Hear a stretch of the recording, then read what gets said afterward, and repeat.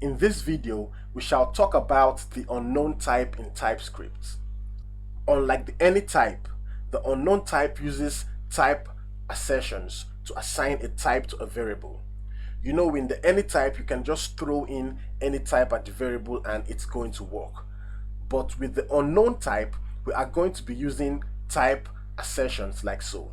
Let's say we have, let my number set a value of unknown that holds a value of 99. But if I come here and I say my number dot, you can see my IDE is giving me no number function. Unlike when we have, let's say we have,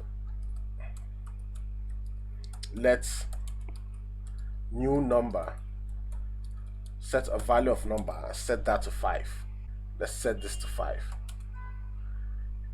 If we come down here and we say new number dot, you see we have the toExponential method, the toFixed method, and all of these methods that are meant for the number type.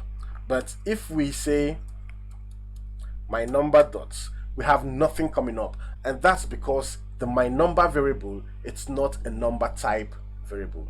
So to use the default number functions on our variable, we have to define that my number, which is an unknown variable for now, is a number type. And we can do that by saying, let's pass in brackets here. Let's say my number as number, and if you put the dot notation now, you can see we have those methods coming up.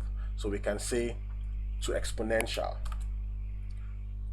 and that's working just fine. So this is the difference between the unknown variable type and the AnyType. Don't forget to like, don't forget to subscribe, and don't forget to share.